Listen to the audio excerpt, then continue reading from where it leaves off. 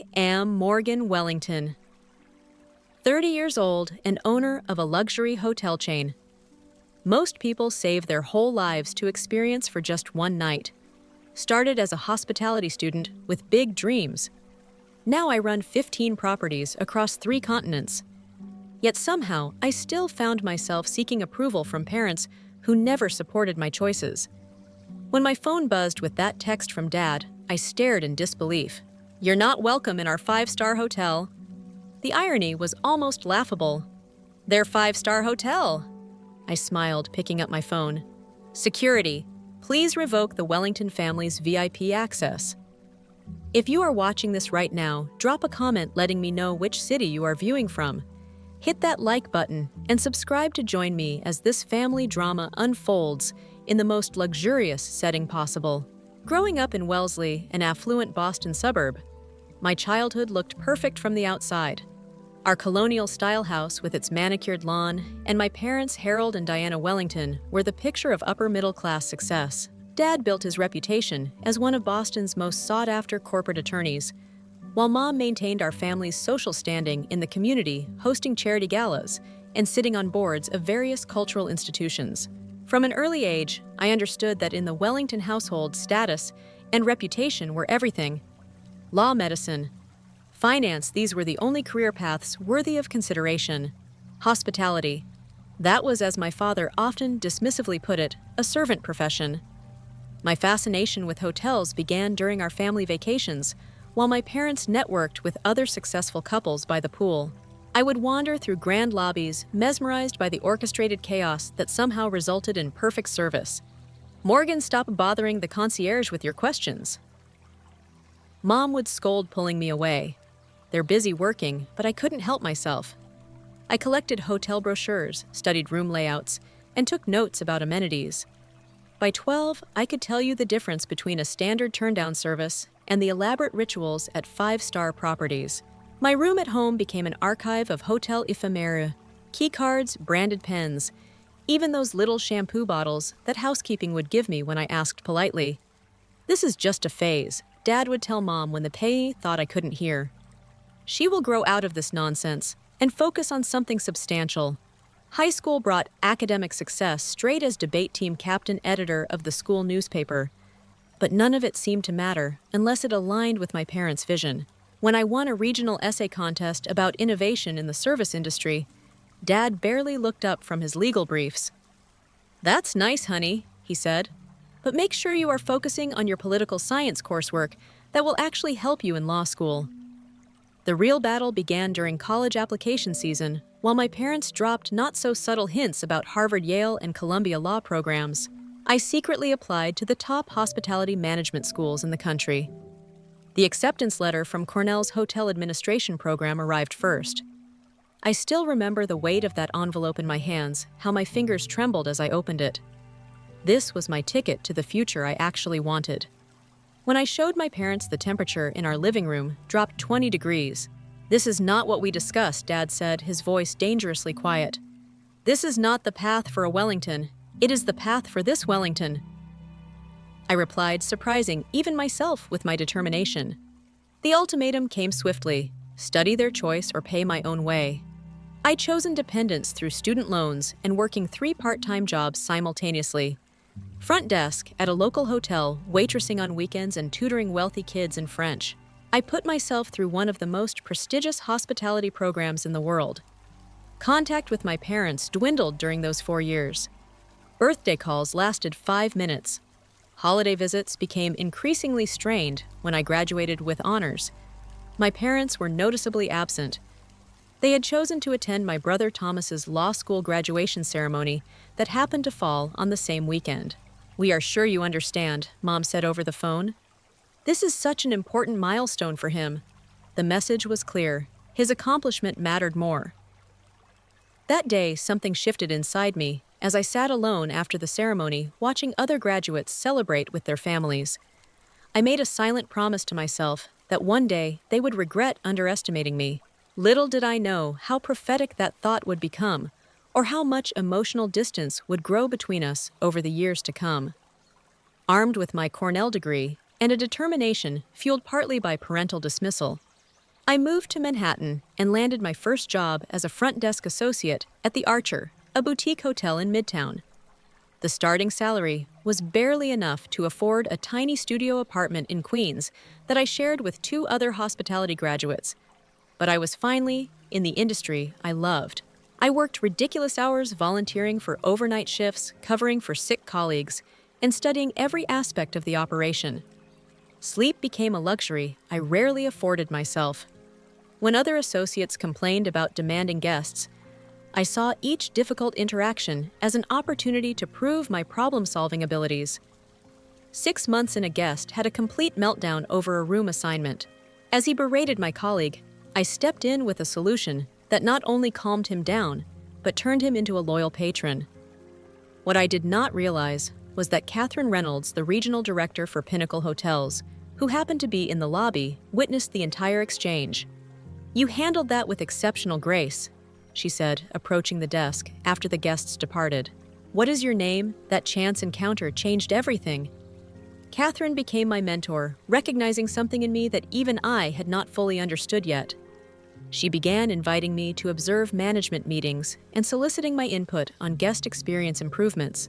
When a massive booking system failure left the hotel overbooked by 30 rooms during Fashion Week, I stayed up all night calling partner properties and arranging transportation for displaced guests. The next morning, Catherine promoted me to assistant manager. I called my parents hoping that this first significant promotion might finally earn some recognition. Assistant manager Dad chuckled. "So you are still playing hotelier? When are you going to get serious about your future?" "Morgan?" I hung up and cried in the supply closet for 10 minutes. Then I washed my face, reapplied my makeup, and returned to the floor with a smile. Their approval no longer mattered. I told myself it was a lie, but a necessary one.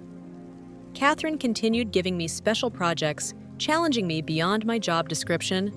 When Pinnacle's Chicago property began struggling with occupancy rates, she suggested I temporarily relocate to help turn it around. "This could make or break your career trajectory," she warned.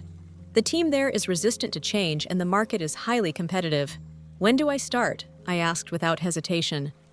My parents predictably thought I was making another mistake. Jumping from job to job shows instability.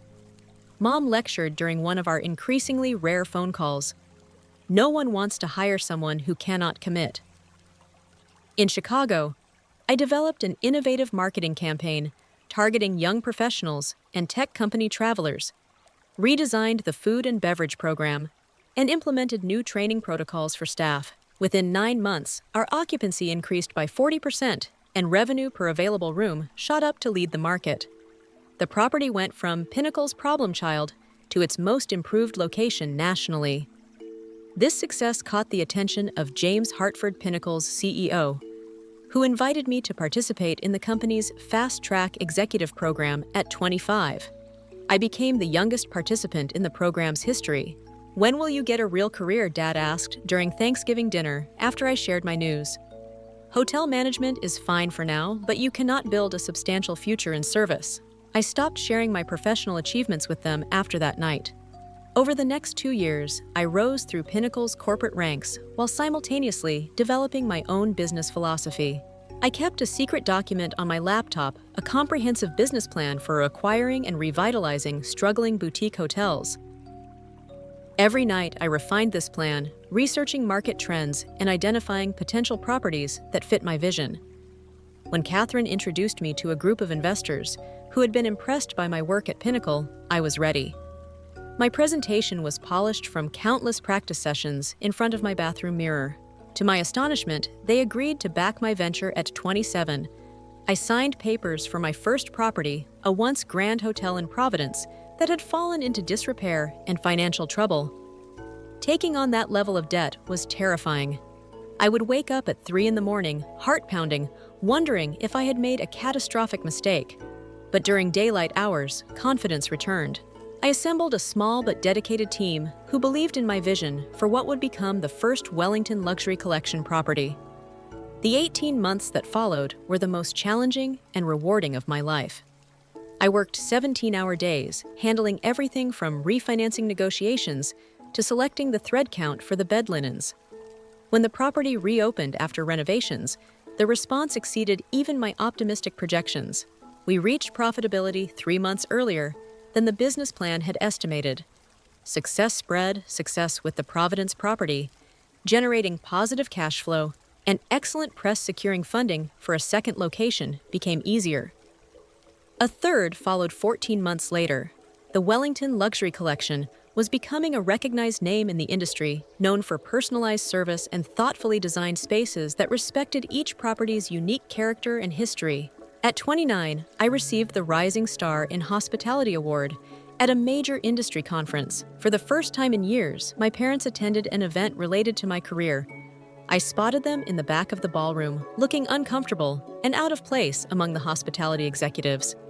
"We are proud of you," Mom said afterward, air kissing near my cheek, "though I still wonder when you will find time to settle down with all this hotel business keeping you busy."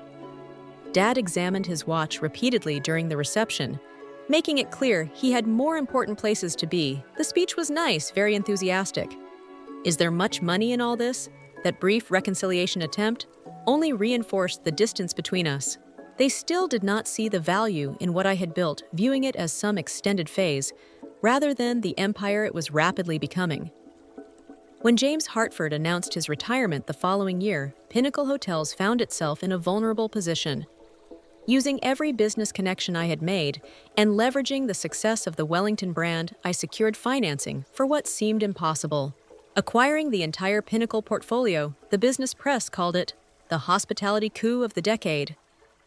At 30, I rebranded the entire operation as Wellington Luxury Properties, suddenly finding myself at the helm of 15 hotels across 3 continents with over 3,000 employees. Throughout all this growth and success, my parents remained almost willfully unaware of the scale of my achievements. Despite occasional press coverage and industry recognition, they continued to speak of my career as if I were some kind of manager rather than the owner and CEO of a rapidly expanding luxury brand. I stopped trying to make them understand.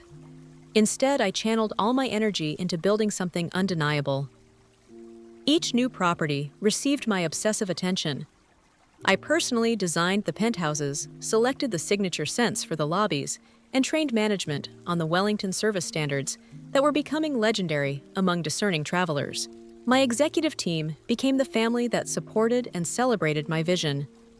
Catherine, who had left Pinnacle to join my company as Chief Operating Officer, provided the maternal guidance I no longer received from Diana Wellington. When Thomas made partner at his law firm, my parents threw an elaborate celebration. My invitation apparently got lost in the mail. I learned about the event from a cousin's social media post. The hurt was profound, but by then I had become expert at transforming emotional pain into professional drive. I buried myself in work, expanding Wellington's footprint and reputation. Industry accolades poured in, but the personal emptiness remained. The irony wasn't lost on me. I owned properties where families gathered to celebrate special moments together, while my own family relationships withered from neglect and misunderstanding. Walking through my hotels, I would sometimes pause to watch multi-generational families laughing together over dinner, or parents proudly celebrating their children's accomplishments in our event spaces. These moments would trigger a hollow ache in my chest, a reminder of what success could not be. By my 30th birthday, Wellington Luxury Properties had become synonymous with exceptional experiences for the discerning traveler. Our properties regularly topped world's best lists, and our loyalty program members included celebrities, royalty, and business elite. The Wellington name, once associated only with my father's legal reputation in Boston, now appeared on buildings in New York, San Francisco, London, Singapore, and beyond. I celebrated this milestone birthday alone in my New York penthouse, overlooking Central Park from 40 floors up. The view was spectacular. The champagne perfectly chilled, but the achievement felt hollow without anyone who truly understood the journey to share it with. My phone contained congratulatory messages from my executive team, industry colleagues, and even former professors from Cornell, but nothing from my family. I told myself it did not matter. Another necessary lie, the emotional wall between us had grown so high that even basic communication had become performative and inempted. Monthly calls lasted barely 5 minutes, focused on weather and surface-level pleasantries. They knew better than to ask about the hotel work, and I knew better than to volunteer information. They would only diminish. My brother Thomas called occasionally, usually when he needed hotel recommendations for clients. He seemed genuinely oblivious to the fact that I owned the very properties he was inquiring about. I would listen to him name-drop connections who could get him a good rate at Wellington properties, never revealing that a single call to me would have resulted in a complimentary stay. "The Wellington in Chicago is supposedly excellent," he once said. "Do you know anyone who works there who could help me arrange something special for an important client?" "I might know someone," I replied, fighting back inappropriate laughter. The next day, I had the general manager personally upgrade Thomas's client to the presidential suite and provide VIP treatment throughout their stay. Thomas later bragged about his industry connections during a family dinner I did not attend. This disconnect extended to every aspect of my relationship with my family. They had created a narrative about my life and career that bore little resemblance to reality, and I had stopped trying to correct it. It was easier to be the slightly disappointing daughter who worked in hotels than to repeatedly face their inability to value what I had built. I channeled this hurt into creating the most exceptional hotel experiences possible. If my own family could not see my worth, I would ensure that every guest who entered a Wellington property felt genuinely valued.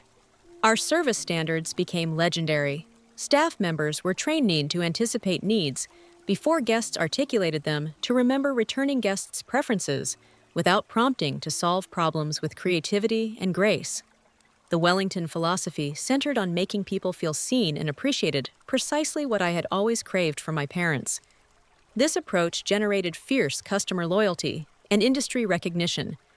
But the personal emptiness remained. "You have built something extraordinary," Catherine observed during one late-night strategy session. "But when was the last time you did anything just for Morgan?" The person, not Morgan, the CEO, I had no answer. My identity had become completely entwined with the Wellington brand. Without the constant drive to expand and improve, who was I? The question remained unanswered. As I continued building my empire, when our 15th property, a historic building in Boston's Back Bay that I had coveted since my Cornell days, finally opened after an extensive renovation, I should have felt triumphant. Instead, I felt oddly detached during the grand opening gala, standing on the stage, accepting accolades from the mayor and tourism officials. I scanned the crowd out of habit, still half expecting to see my parents despite not having invited them. Their absence was both a relief and a persistent ache. The Boston property held special significance. It was a homecoming of sorts, a Wellington establishment in the city where I had grown up feeling inadequate. Part of me had fantasized about my parents stumbling upon it, finally realizing what their daughter had accomplished. Another part dreaded the inevitable disappointment, if they still failed to understand. After the opening, life returned to its familiar pattern of 18-hour workdays, international flights, and constant problem-solving. I maintained apartments in New York, London, and Singapore, but none of them felt like home. My executive assistant began scheduling personal time in my calendar blocks that I invariably filled with more work. The news of my sister Jessica's engagement arrived via text message one Tuesday morning. As I was reviewing quarterly projections, Jessica was 5 years younger than me, the baby of the family who had followed a more traditional path as an elementary school teacher. We had been close as children, but had drifted apart as my career took me farther from Boston. "Brian proposed last night. Wedding next spring. Would love for you to be a bridesmaid if your hotel stuff allows time off. Miss you." I stared at the message for several minutes, surprised by the invitation and the rush of emotion. It triggered. Despite our distance, Jessica wanted me in her wedding party. Perhaps some family connections remained salvageable after all. My reply was immediate. "Absolutely yes. Just tell me when and where. So happy for you." What I did not expect was how this wedding would become the catalyst for a family confrontation years in the making, or how it would finally force me to confront the cost of success without authentic connection.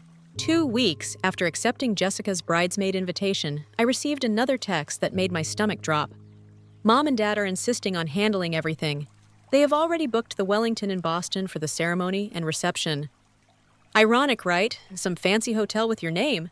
Weird coincidence. My sister had no idea. None of them did. Somehow, despite press coverage, industry recognition, and the Wellington name literally on buildings in major cities, my family remained completely unaware that I owned the very hotel where they were planning to host her wedding. For a moment, I considered telling Jessica immediately, but something held me back. What if this could be the moment they finally saw my success with their own eyes? What if they experienced the Wellington standard of service and recognized what I had built before knowing it was mine? The decision weighed heavily as I drafted my response. Sounds beautiful. Looking forward to it. This choice set in motion a series of events I could never have anticipated. Within days, the booking notification appeared in our system. Wellington family wedding, Boston property, spring 2023. As the owner, I received automatic alerts for high-value bookings across all properties, and my family's event qualified due to the extensive room block and full ballroom rental. I called Marcus Jenkins, the general manager in Boston, to discuss the situation. "Your family is booking our property, and they do not know you own it," he clarified understandably. Confused? Correct. And I would like to keep it that way for now. May I ask why, Miss Wellington? A fair question without a simple answer. I just need to handle this in my own way. Please ensure they receive impeccable service, but do not reveal my connection to the property. Marcus, consummate professional that he was, simply replied, "Of course. Consider it handled." For the next month, I received updates about the wedding planning process. My parents toured the property, met with the events team, and began making arrangements, all while having no idea their daughter was the owner, signing off on every decision. The first in-person encounter came during the initial venue tour. I watched through security cameras from the management office as my family entered the lobby. Jessica looked radiant with excitement, while her fiancé Brian seemed appropriately impressed by the grandeur of the space. My parents, however, immediately began examining everything with critical eyes. The lobby seemed smaller than it appeared online. My mother commented to the events coordinator, a talented woman named Alicia, whom I had personally hired. "The floral arrangements are a bit ostentatious," my father added, gesturing toward the signature Wellington display of fresh orchids and roses that I refreshed weekly with selections from local florists. I watched Alicia maintain her professional composure as she guided them through the property, explaining the amenities and services available for wedding parties. When they reached the grand ballroom, a space I had personally overseen the restoration of, preserving its 19th century architectural details while adding modern lighting and acoustic enhancements, my father immediately began negotiating. "This standard package will not do for our daughter," he insisted. "We expect significant upgrades given the size of our booking." Alicia glanced momentarily toward the camera, knowing I was watching. I sent her a quick text offer, Wellington Celebration Package, at standard rate. This package, normally reserved for our most elite clients and priced accordingly, included numerous luxury enhancements. Offering it at the standard rate was unprecedented. But I wanted Jessica to have the perfect wedding, despite my parents' behavior.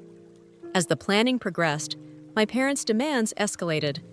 They requested room upgrades for 20 family members, special menu items not on our catering list, extended hours for the reception, and numerous other accommodations that would have been flatly refused for any other client. I approved them all, watching from a distance as my staff struggled to maintain their professionalism in the face of increasingly entitled behavior. Jessica, meanwhile, seemed genuinely appreciative and somewhat embarrassed by our parents' approach. During one planning meeting, after my father berated a staff member over the shade of white used in the sample table linens, I heard her apologize. "I am so sorry about my dad," she told Alicia. "When our parents stepped away, this means a lot to them, but they are being ridiculous. No apology necessary." Alicia assured her with the genuine warmth that made her excellent at her job. "We want your day to be perfect." As the wedding weekend approached, I arranged to be present as a bridesmaid while continuing to maintain my secret. The charade was becoming increasingly complicated, but I was committed to seeing it through. The rehearsal dinner held in our private dining room became the flashpoint.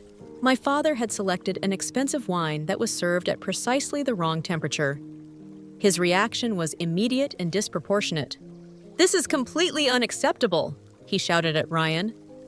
our 23-year-old sommelier who had recently completed his certification for what we are paying. I expect perfection. Get me the manager immediately. Before Ryan could respond, I stepped in, unable to watch my staff be mistreated any longer. Is there a problem with the service? I asked momentarily, forgetting that I was supposed to be just another bridesmaid. My father turned to me, surprised. Morgan, this is not your concern. I need to speak with management about the incompetence of their staff. I'm happy to help resolve the issue, I replied carefully, signaling Ryan to give us a moment. Since when do you know anything about fine wine service? My father scoffed. Just because you work at some hotel does not make you an expert on proper hospitality. The irony of his statement might have been humorous under different circumstances. Instead, it just highlighted how little they understood about my life. I know enough to recognize that the staff here is doing an excellent job, I said evenly. Perhaps we could address any concerns privately without disrupting Jessica's dinner. What I need, my father insisted. His voice rising, is to speak to whoever owns this place. Their staff needs proper training. Little did he know he was already speaking to the owner. The moment to reveal the truth hovered between us, but Jessica's pleading expression convinced me to let it pass. This was her rehearsal dinner, not the time for family. Revelations. I will make sure your concerns are addressed, I promise. Stepping away to speak with Marcus, who had been observing the situation from near the kitchen entrance. I have the 1982 Bordeaux brought up from my private collection. I instructed him quietly, serve it with my compliments, but do not mention my connection. The wine worth several $1,000s per bottle, and not on any menu, arrived moments later. Ryan presented it with perfect professional form, explaining its provenance and exceptional quality. My father, momentarily silenced by the gesture, accepted the wine without further complaint. The remainder of the evening passed without incident, but the tension remained palpable. As I retired to my penthouse suite that night, a room my family assumed I had simply been upgraded to because of Jessica's wedding, I knew the fragile peace would not last. The real confrontation was still coming. The morning of Jessica's wedding, a ride with the kind of perfect spring weather that event planners dream about: clear blue skies, mild temperature, gentle breeze. From my penthouse window, I could see the Boston Public Garden coming alive with fresh greenery and early tourists. Under different circumstances, it would have been a day of pure celebration. My phone buzzed with an urgent message from Marcus. Mr. Wellington demanding complete reset of ballroom claims table configuration is wrong despite approving final layout last week. Staff attempting to accommodate but cannot complete before ceremony without additional resources. I checked the time 7:30 in the morning with the ceremony scheduled for 4 in the afternoon. Such a major change would normally be impossible, but I immediately authorized overtime for additional staff and called in our auxiliary event team. Before I could even shower, another message arrived: Mrs. Wellington insisting on floral changes. Rejected delivery from approved vendor demanding specific orchid variety, not seasonally available. The messages continued throughout the morning. My father wanted the premium bar package, enhanced with specific bourbon brands not in our inventory. My mother decided the chairs needed different sashes than the ones they had selected weeks ago. The approved menu suddenly required modifications to accommodate forgotten dietary restrictions. Each demand came with the implicit or explicit threat that they would take their business elsewhere if not accommodated. Oblivious to the fact that relocating a 200-person wedding with 8 hours' notice was virtually impossible, by 11:00 Marcus called, rather than texted his normally unflappable demeanor, showing clear strain. Miss Wellington, I apologize, but the situation has become untenable. Your father is now in the ballroom personally directing my staff on moving tables. He told Carmen from our events team that she obviously does not understand proper event layout and should find another profession. Carmen was a 20-year veteran of the industry who had worked for the Ritz-Carlton before I recruited her to Wellington. The thought of my father berating her made something snap inside me. I am coming down. I said, please assemble the executive team in the presidential suite. It is time to address the situation directly. After quickly dressing in one of my signature business suits, rather than the bridesmaid dress hanging in my closet, I texted Jessica. I need to speak with Mom and Dad urgently regarding wedding arrangements. Can you direct them to the presidential suite? I will explain everything soon. Her confused reply came quickly. What is going on? They are in the ballroom terrorizing the staff. What do you need to talk to them about? Trust me, I wrote back. This is important. 20 minutes later, my parents arrived at the presidential suite, clearly irritated at being pulled away from their micromanagement of the wedding preparations. Their expressions shifted from annoyance to confusion when they found not only me, but also Marcus and 5 other members of the Wellington executive team waiting for them. Morgan, what is the meaning of this? My father demanded. We have a wedding to finalize, and the staff here needs constant supervision to get anything right. I took a deep breath, acutely aware that this moment would permanently alter our family dynamic. I need to clarify something I began. The staff you have been berating since you arrived are not just hotel employees. They are my employees. Every person you have spoken to, every service you have demanded, every accommodation you have received, all of it has happened under my authority. My mother's brow furrowed. What are you talking about? Are you working here now? Is that why you are dressed like that instead of getting ready with the bridesmaids? I do not work here, I replied steadily. I own here. Wellington Luxury Properties is my company. I founded it. I built it. I own all 15 properties across 3 continents, including this one. The silence that followed was absolute.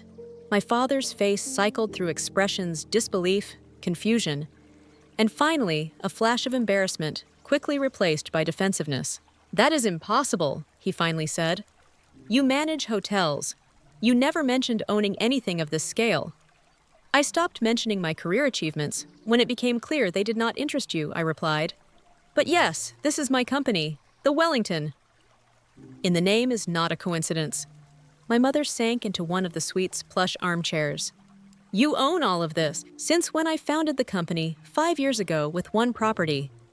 We acquired Pinnacle Hotels 2 years ago and rebranded as Wellington Luxury Properties. It has been covered extensively in the business press. My father's expression hardened. So you have been deceiving us this entire time, letting us book this venue without telling us you owned it.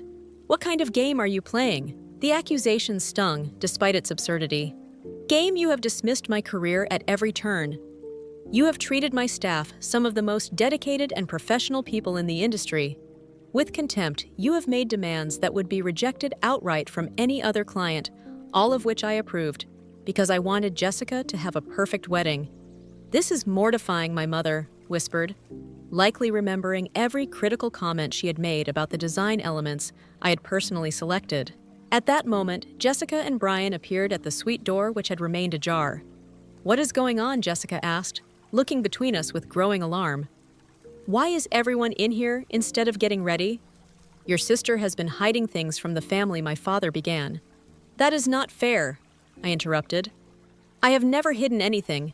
You simply never asked, never showed interest. Do you know how many interviews I have given about building this company? How many industry awards ceremonies I have attended alone because my own family could not be bothered to show up? Jessica's eyes widened. Wait, you own this hotel? The Wellington is your company. Why did you never say anything? Would it have mattered? I asked softly. When has anything I have accomplished ever been enough? My father dismissed this with a wave. This is hardly the time for your theatrics, Morgan. We have a wedding to finish arranging, and now we discover our own daughter has been watching us like some kind of spy in her hotel. 3,000 employees, I said, my voice rising despite my efforts to remain calm. 15 properties, a company valued at $1.2 billion. I built all of this while you were telling everyone I had a cute little job in hotel management. The numbers finally seemed to penetrate. My father fell silent, actually taking in the information for the first time. After a long pause, he asked, why did you not tell us the company had grown to this extent? As family, we should have been informed about such developments. His question missed the point so dramatically that I almost laughed. Informed as family? When exactly have you treated me as family, Dad?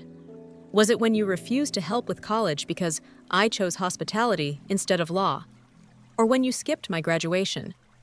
Or maybe when you forgot to invite me to Thomas's partner celebration? We have always supported you, my mother protested weakly. No, I replied firmly. "You have always tolerated me. There is a difference." Jessica moved to my side, taking my hand. "Morgan, I had no idea about any of this. Why did you keep it from me too?" It was easier than constantly explaining why our parents could not acknowledge my success. I admitted I am sorry for not telling you. My father, rather than processing the emotional significance of the moment, shifted immediately to practical consideration as well. Now that we know about this connection, I assume the family will receive appropriate discounts for future stays. We have been paying full price all this time when we could have been getting family rates.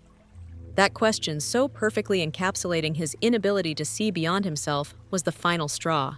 "This is what you take from this moment?" I asked incredulously. "Not pride in what your daughter has built. Not regret for how you've treated her staff. Just concern about whether you have been getting the best possible price."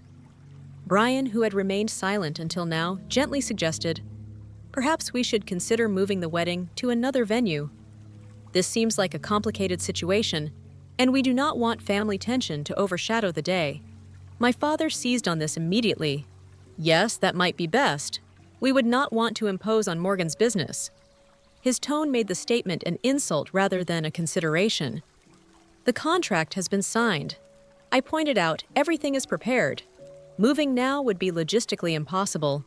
Then we will simply proceed as clients, rather than family," my father declared coldly. "Since that appears to be how you prefer to arrange matters." With that, he took out his phone and typed something. Seconds later, my own phone buzzed with a message. I looked down to read, "You're not welcome in our 5-star hotel. Your presence would make the family uncomfortable at Jessica's wedding. Please respect our wishes as clients." The breathtaking audacity of the text claiming ownership of my hotel while banning me from my sister's wedding left me momentarily speechless when I found my voice. It was perfectly steady. "Marcus, please escort Mr. and Mrs. Wellington back to their suite. Jessica, I'm so sorry this is happening on your wedding day. I would never want to ruin this for you." "Morgan, please." Jessica began, tears forming in her eyes. "It is all right," I assured her. "Your day should be perfect." As my parents were led from the room, I picked up my phone and typed a message to our head of security. "Please revoke the Wellington family's VIP access. Effective midnight tonight. Standard guest protocols only." The wedding proceeded without me. I watched from security feeds in my office as Jessica, beautiful but visibly distressed, exchanged vows with Brian. I watched my parents accept congratulations from guests presenting themselves as the proud family, while I sat alone in my tower above them.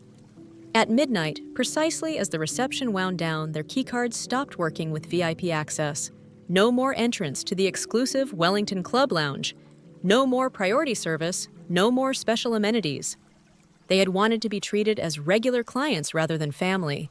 I was simply honoring their request. When my father called the front desk to complain, he was politely informed that their access level had been adjusted according to management instructions. "Do you know who I am?" I heard him demand through the recorded call. "Yes, sir. You are Harold Wellington, guest in room 812. The night manager replied professionally, "I would be happy to send a new keycard with standard guest access." It was a small, perhaps petty victory that provided little consolation as I sat alone in my office watching my family celebrate without me. The days following Jessica's wedding passed in a blur of work and emotional numbness. I threw myself into operations with even greater intensity than usual, scheduling back-to-back meetings that left no time for reflection. My executive team exchanged concerned glances, but knew better than to mention the wedding or my family. Industry blogs and social media had picked up fragments of the Wellington family drama. Speculation ran wild, with some outlets suggesting internal company conflict and others reporting a hostile takeover attempt by relatives. Our PR team worked overtime to minimize the damage, but the gossip persisted. A week after the wedding, I retreated to my New York penthouse, claiming a rare weekend off. In reality, I could no longer maintain the facade of being unaffected. The emotional wall I had built over years had cracked, and everything was pouring through. Catherine arrived unannounced Saturday morning, using the emergency access code I had given her years ago. "You are not answering calls or emails," she said, finding me still in pajamas at 11 in the morning, surrounded by takeout containers and spreadsheets. "The team is worried." "I am fine," I insisted automatically, just catching up on quarterly projections. Catherine, who had known me since I was a front desk associate, handling irate guests with perfect composure, simply raised an eyebrow. "Morgan, I have watched you build an empire by transforming pain into ambition. But eventually, the pain needs to be addressed directly. What would you suggest?" I asked, aiming for sarcasm, but hearing the vulnerability in my voice instead.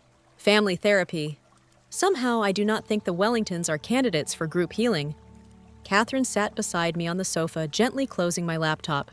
"This has never been about them. This is about you, what you need, what you have been seeking through all this success. I built this company because I believe in exceptional hospitality." I protested.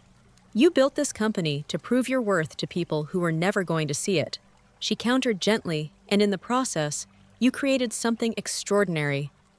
But the hole inside does not get filled with more properties or higher profit margins.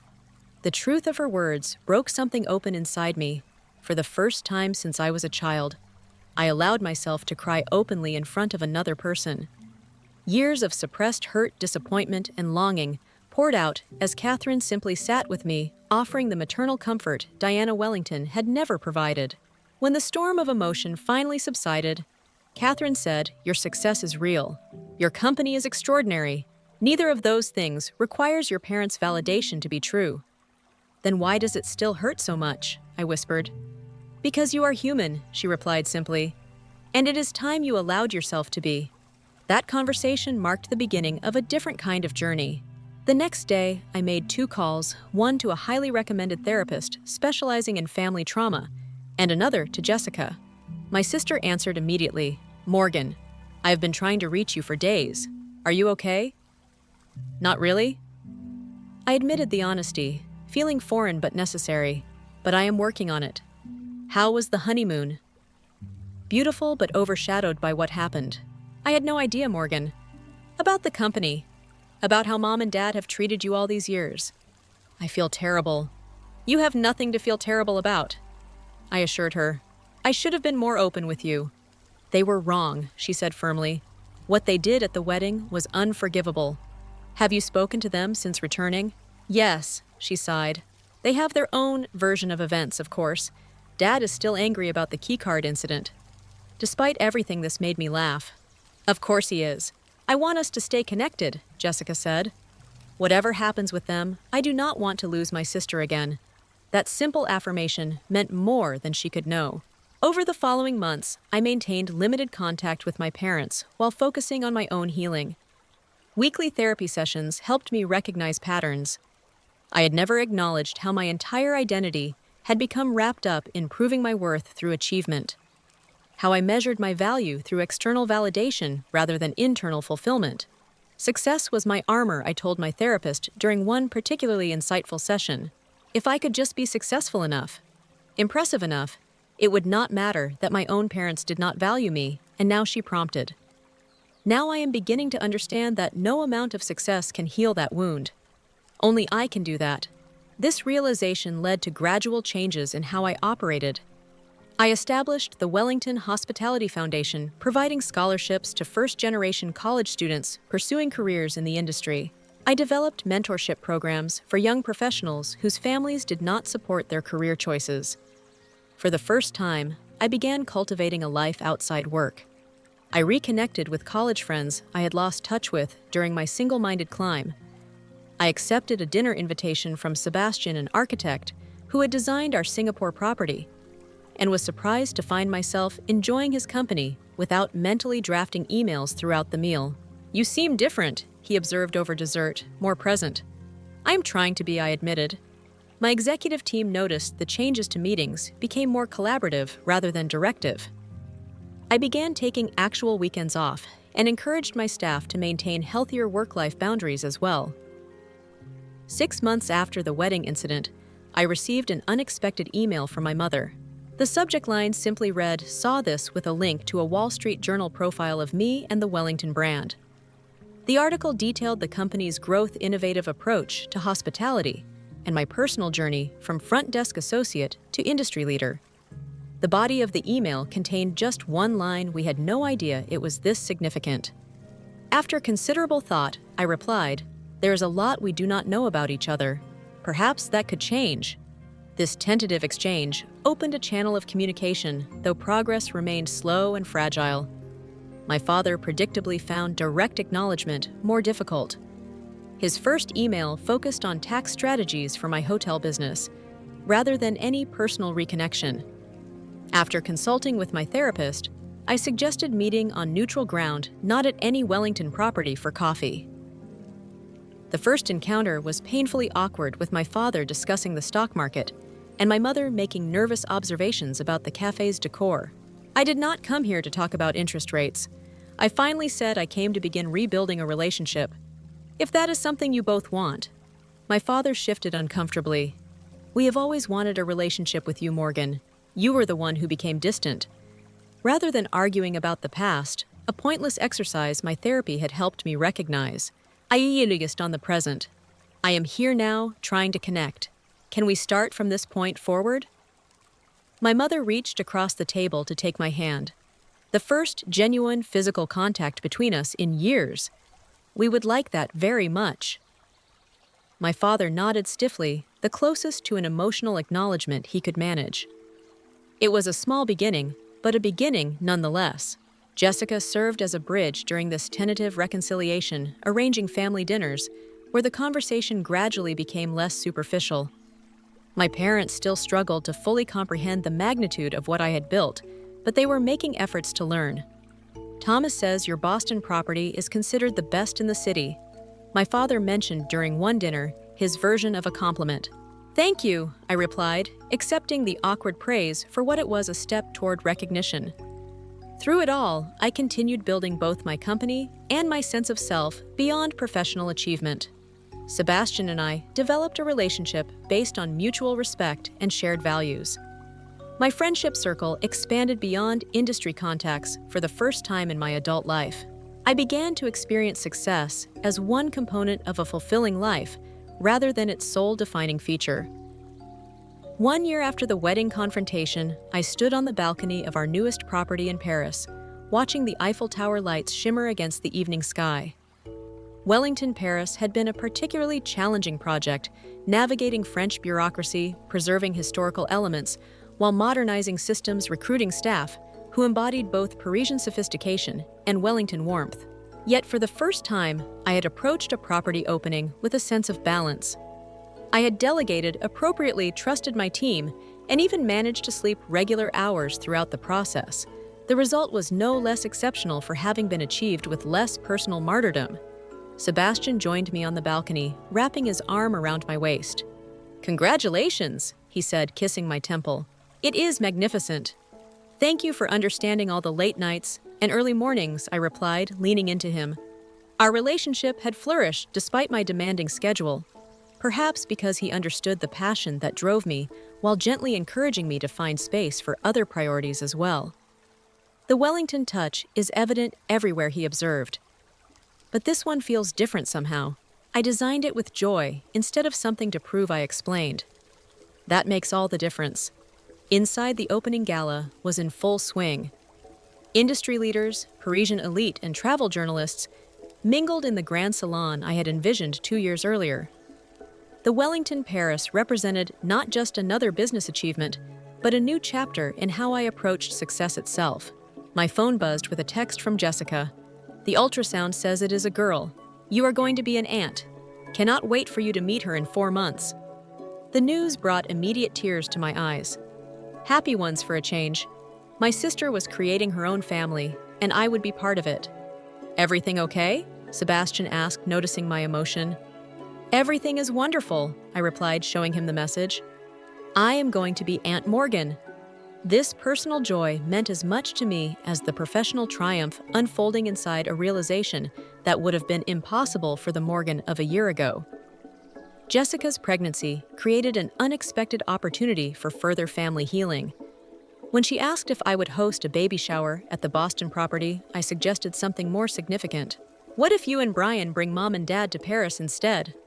A family trip before the baby arrives. My treat, of course. The invitation represented more than a luxury vacation. It was an opportunity to share my world with my family on my terms, in an environment where my accomplishments could not be minimized or overlooked. To my surprise, they accepted. 2 months later, I greeted my parents in the lobby of Wellington, Paris, watching their expressions as they took in the grandeur of the space. "You designed all this?" My mother asked, genuine, all in her voice, as she admired the custom chandeliers and meticulously restored moldings. Every detail I confirmed. "Would you like a tour?"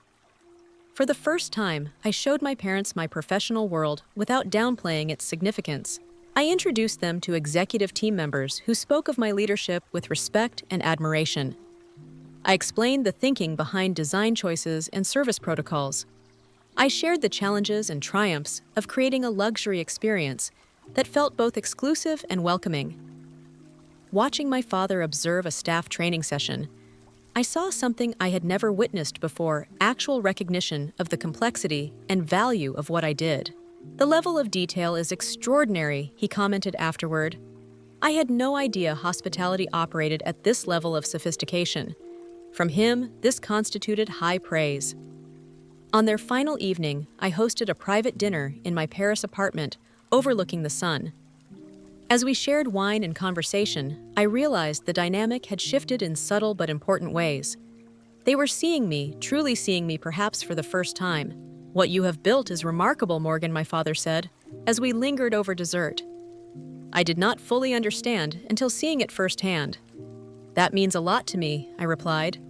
"Honestly, we should have supported your choices from the beginning," my mother added, reaching for my hand. "I am sorry we did not." The acknowledgement so long awaited felt both satisfying and strangely less necessary than it once would have been. I had found my own validation in the interim. "We can only move forward," I said, squeezing her hand in return. Back in New York 2 weeks later, I launched a new initiative, a mentorship and support program specifically designed for young entrepreneurs whose families did not support their vision. Using my own experience as a foundation, I created resources I wished had been available during my early career struggles. "Success without support is possible," I told the first cohort of participants. "But having a community that believes in you makes the journey less lonely." Through helping others navigate similar challenges, I found additional healing for my own wounds. Each young person who flourished despite family skepticism reinforced the lessons I had learned through such difficulty. External validation is never a substitute for believing in yourself. 3 months later, I hosted a major industry conference at our Boston property, the site of the previous year's painful confrontation. My family attended the opening reception, including Jessica, with her newborn daughter Lily. Watching my parents proudly introduce themselves as Morgan's family to industry colleagues created a sense of closure I had not expected to find. Later that evening, in my office overlooking Boston Harbor, I received a text from my father. The keynote was excellent. Your points about authentic luxury resonated with everyone. Proud of what you have accomplished. I smiled at the message, not because I needed his approval, but because it represented growth on both our parts. My success no longer hinged on their recognition, and they were finally able to see the value in the path I had chosen by turning to look out at the city lights. Reflecting on the water, I felt a profound sense of contentment. The journey had been far from easy, but it had led me to a place of genuine peace. Success defined on my own terms. Relationships based on authentic connection rather than obligation, and the freedom that comes from writing your own story instead of conforming to someone else's expectations. What is your experience with family members who dismissed your dreams? Have you ever had to prove yourself to people who should have believed in you from the start? Let me know in the comments below. If this story resonated with you, please like and subscribe to hear more journeys of resilience and self-discovery. Share with someone who might need encouragement to follow their own path, even when those closest to them do not understand. Thank you for listening to my story. Remember, sometimes the greatest triumph is not proving others wrong, but discovering you no longer need their approval to know your own worth.